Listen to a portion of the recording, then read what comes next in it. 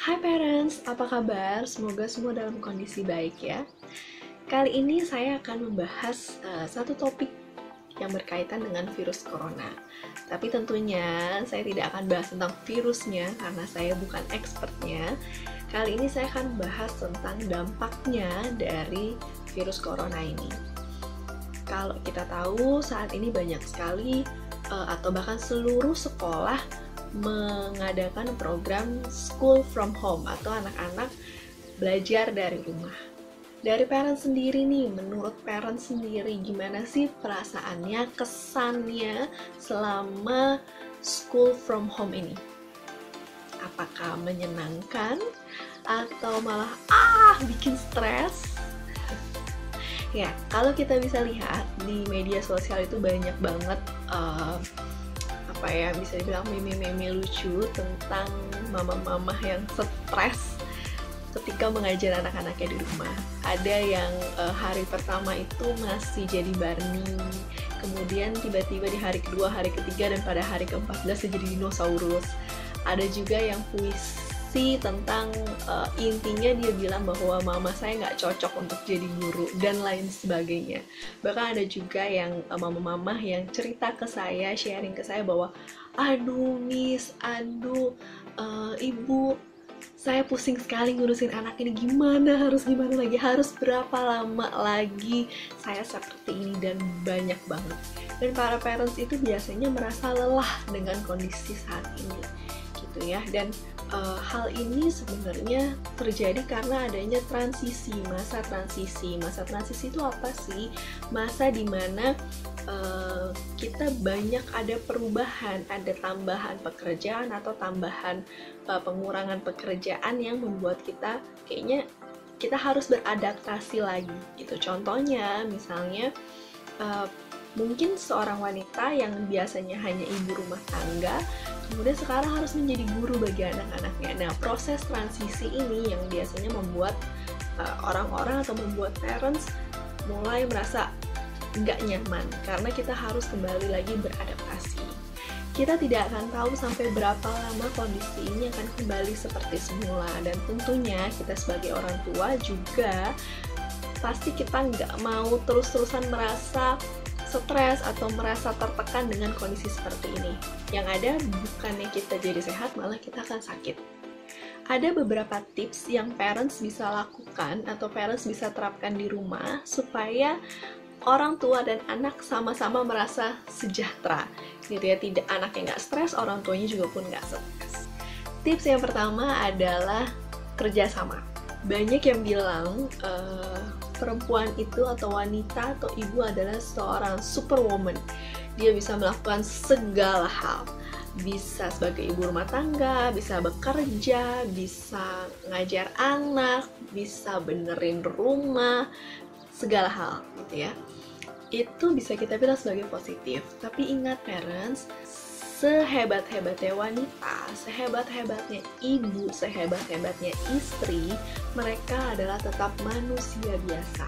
Yang artinya mereka juga masih bisa merasakan yang namanya lelah. Dan kita juga sebagai wanita tidak perlu merasa atau berpikir bahwa saya harus melakukan semuanya. Ingat ya moms juga harus menyayangi diri sendiri. Artinya kita harus pintar-pintar membagi waktu dan kita harus pintar-pintar mengatur waktu kita, mana yang bisa kita kerjakan, mana yang bisa kita sharing. Kerjasama di sini bisa kerjasama antar pasangan atau bisa juga kerjasama dengan asisten rumah tangga, bisa juga kerjasama dengan seluruh anggota yang ada dalam rumah.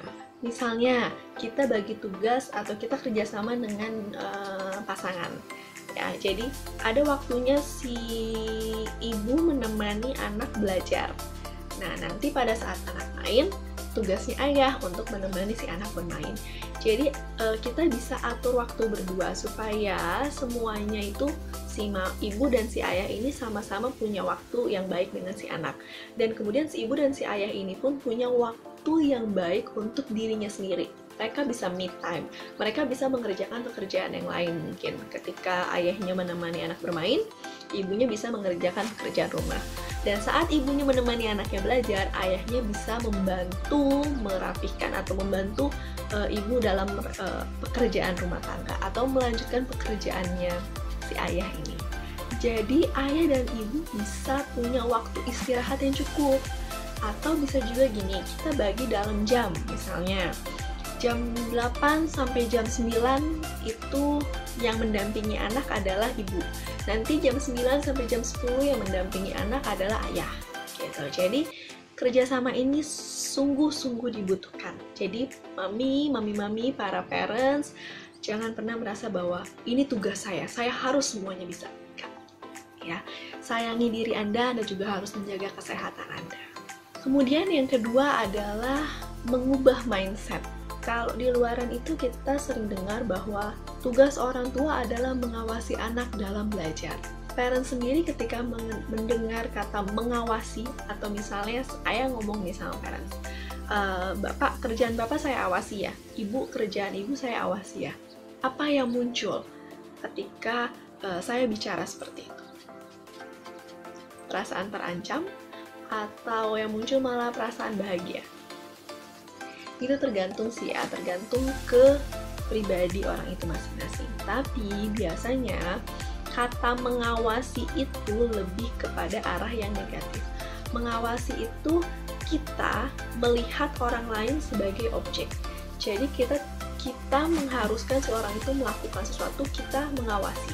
Kita melihat dia benar nggak nih? Pokoknya kita nggak mau tahu dia harus benar, nggak mau tahu dia harus sesuai dengan tujuan yang seharusnya. Itu mengawasi. Kata mengawasi itu juga artinya kita tidak terlibat di dalamnya. Seperti yang tadi saya bilang, pokoknya kamu harus kerjakan ini, saya akan awasi, saya akan lihat, saya akan pantau, tanpa kita ada intervensi di dalamnya. Mengawasi itu kesannya jadi lebih seperti diktator kejam yang mengharuskan si anak itu bisa melakukan hal itu. Pokoknya kita nggak mau tahu, si anak itu harus bisa. Padahal anak kita itu sedang dalam proses belajar. Yang namanya proses belajar itu pasti anak belum tentu langsung bisa. Yang namanya proses belajar, si anak itu belajar dari nggak bisa menjadi bisa. Nah, tugas kita sebagai pembimbing, tugas kita sebagai orang tua, tugas kita sebagai guru adalah membantu si anak dari nggak bisa menjadi bisa. Kalau kita menggunakan kata mengawasi, itu artinya kita mengharuskan si anak bisa melakukan tugasnya. Kalau si anak nggak bisa melakukannya, gimana? Kita marah dengan si anak. Kok kamu nggak bisa sih? Kok kamu belajar apa aja selama di sekolah? Masa nggak bisa? Nah, kita semakin marah, akhirnya si anak semakin stres. Si anak stres, kita juga stres. Ditambah dengan guru yang bilang bahwa para orang tua deadline mengumpulkan tugas sebentar lagi ya. Nah, makinlah panas. Kita panas, si anak-anak panas, lama-lama yang ada bukannya jadi baik, kondisinya malah semakin buruk. Saat ini kita coba dengan mengubah mindset kita, mengubah kalimat kita. Coba ubah kata mengawasi menjadi mendampingi atau fasilitator. Ya, misalnya, yuk sayang, kita belajar, mama akan dampingi kamu. Apa yang parents rasakan ketika saya bicara seperti itu? Lebih tenangkah? Atau lebih negatifkah perasaannya? Ya, pasti akan lebih merasa nyaman ketika kita menggunakan kata mendampingi. Mendampingi itu sendiri berarti Anda bekerja sama dengan anak untuk menyelesaikan pekerjaan yang ada, menyelesaikan tugas-tugas yang ada. Jadi, ketika Anda bekerja sama dengan anak Anda juga tidak merasa terbeban, dan anak pun tidak merasa terbeban bahwa saya harus bisa, tapi kita belajar bersama. Parents akan membantu, akan mendampingi supaya si anak yang dari nggak bisa menjadi bisa, didampingi, dibantu, bukan hanya diawasi. Kalau si anak nggak bisa mengerjakan tugasnya gimana? Ya nggak masalah. Namanya juga anak masih dalam proses belajar. Artinya, mendampingi tadi itu adalah Anda membantu si anak supaya anak berhasil mengerjakan tugas-tugasnya. Oke, kalau kita sudah ada kerjasama, kemudian kita sudah merubah mindset kita, kemudian tips yang ketiga adalah kita perlu menciptakan ruang belajar yang kondusif. Jadi ketika anak-anak belajar, usahakan tempatnya atau kondisinya itu nyaman untuk si anak. Sebenarnya anak itu bisa belajar di mana aja ya, jadi nggak harus di ruangan. Dia bisa di ruang tamu, dia bisa di taman, tergantung materi pelajaran yang akan dia pelajari. Kondusif itu sendiri apa sih? Kondusif itu adalah kondisi di mana si anak mampu menyelesaikan tugasnya dengan baik. Jadi ruangan kondusif adalah ruangan yang mampu membantu si anak menyelesaikan tugas dengan baik. Artinya ruang yang kondusif itu bisa berbeda anak yang satu dengan yang anak lain, tergantung dari karakternya si anak. Misalnya ada anak yang susah nih untuk konsentrasi kalau misalnya dia denger suara TV, atau dia atensinya mulai gampang terdistrak ketika ada orang yang lalu lalang. Nah, berarti ruang yang cocok untuk si anak atau ruang kondusif untuk si anak adalah ruang yang tertutup, ruang yang jauh dari TV, jauh dari orang-orang lalu lalang. Nah, kalau misalnya si anak ini lebih merasa konsentrasi atau lebih merasa bisa cepat belajarnya ketika dia harus dengerin lagu atau ketika dia bisa belajar sambil nonton TV, ya berarti ruangan yang kondusif adalah ruangan yang ada musiknya atau dia sambil nonton TV, itu adalah ruang yang kondusif.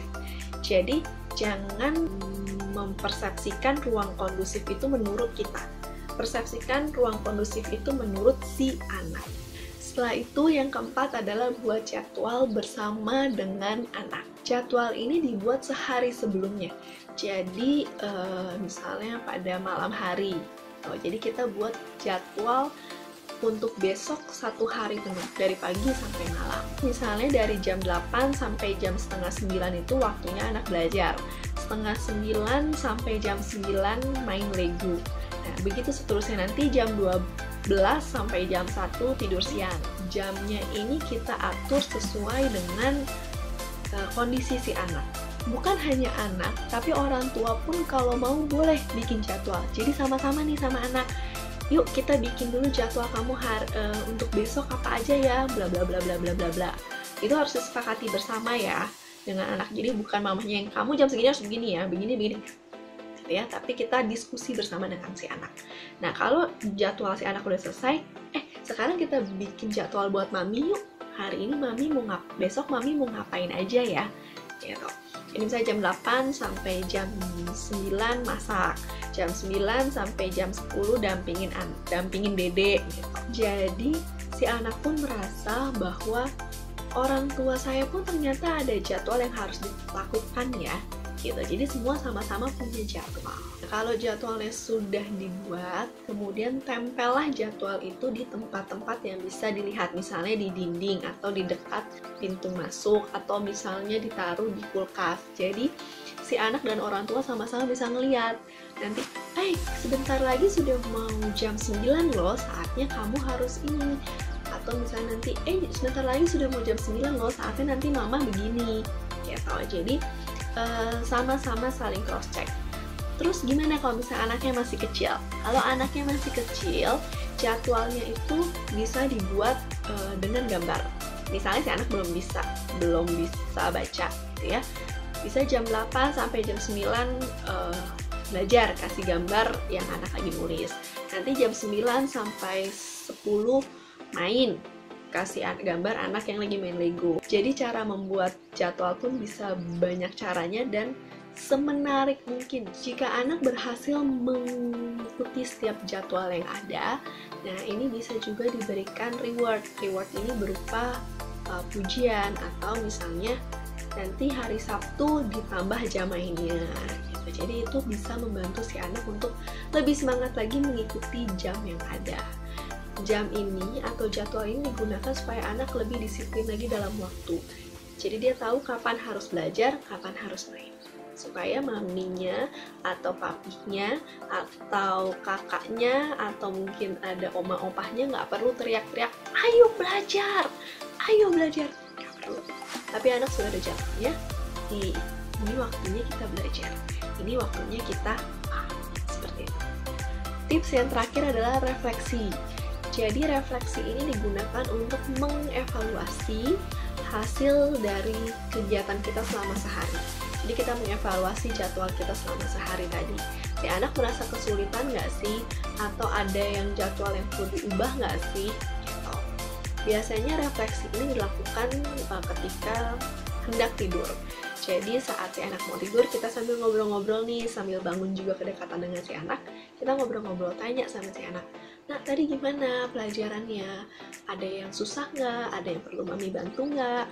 Atau gimana tadi kamu ngikutin jadwal yang udah kita buat?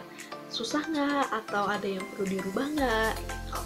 Perasaan kamu gimana sih ketika kamu ngerjain tugas itu? Perasaan kamu gimana sih ketika kamu main?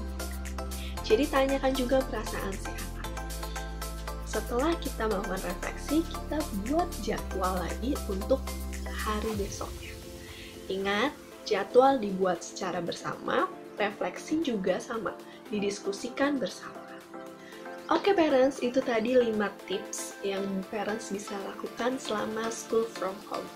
Semoga kita semua bisa melewati masa transisi ini dengan baik dan kita bisa atau kita mampu mengontrol stres kita. Selamat mencoba dan jangan pernah menyerah. Bye parents, have a blessed day. God bless.